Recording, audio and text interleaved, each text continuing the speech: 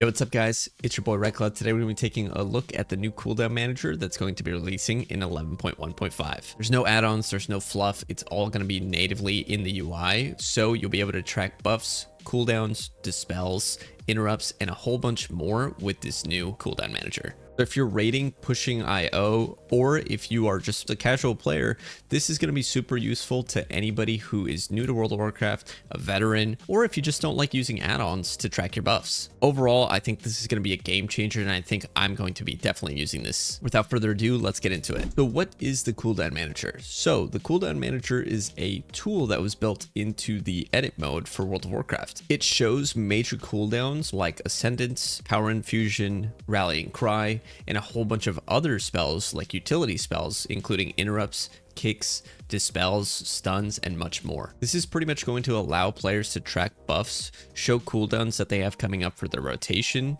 or empowered spells as well, in case you have a proc or anything similar to a proc. It's going to allow customization for quite a lot of tracking. You can make bars occur with the buffs as well, or if you just want the icons, it'll only show the icons as well. It's resizable and also allows you to change the direction in which these buffs are tracked. I think it's going to be a fantastic feature because it will replace WeakAuras for a lot of people, especially like myself, where I like making my own smaller custom ones. So I think it's going to be a fantastic use for a lot of people. So how do we actually enable the Cooldown Manager? There's actually going to be a new tab called the Advanced Options when you press Escape. Click there and then hit Enable Cooldown Manager. The next thing you want to do is go to Edit Mode, and then you'll be able to toggle on a few different types of options, including the buff bar tracker, or if you just want the icon tracker. It's also going to show you guys some icons of your pretty much your main rotation spells. It will show them grayed out when they come up. They will pretty much have color. And then also if there's a certain proc going on for some of the actual icons, they will actually glow, like they will glow yellow. So this is going to be able to track basic core spells for your class, procs, and such other things,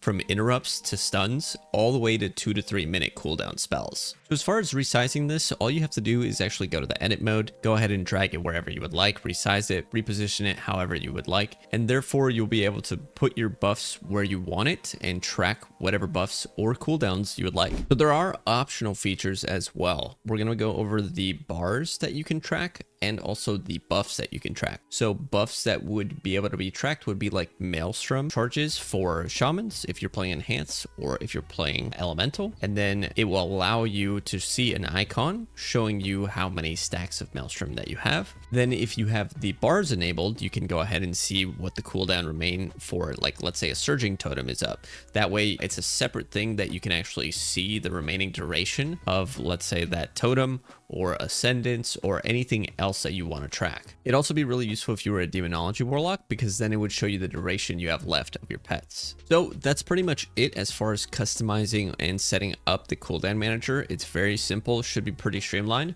I think that this is going to be a game changer personally. I think the fact that you don't need add-ons to actually track buffs and show durations of certain things that are going on in the game is going to be huge. My only concern really is the fact that there's no customized method of adding certain buffs or disabling certain things that you don't want to track. I think that hopefully Blizzard could potentially add those things. Nothing crazy or anything like that. I didn't see anything about tracking trinkets. Trinket cooldowns are obviously very important, especially in the World Within. Some of these cooldowns and some of these trinkets are, huge DPS gains, right? So if we're able to track the duration of those trinkets, that would greatly benefit this Cooldown Manager and show us specifically when that trinket will be up. The same thing would apply for racials, potions, tempered potions, and such other things. The other thing that I would like to see is the ability to potentially disable certain types of buffs or certain types of icons not to be shown. The reason why is because me personally, my WeakAuras that I currently have, I only track about 4 different things. So it's pretty small icons that I have on my screen when I am tracking these. But as far as what I'm seeing, there's a lot of icons, and I don't really like things to be overcrowded when I'm playing the game. I like things to be very simple. It allows me to play the game in a more focused way. So hopefully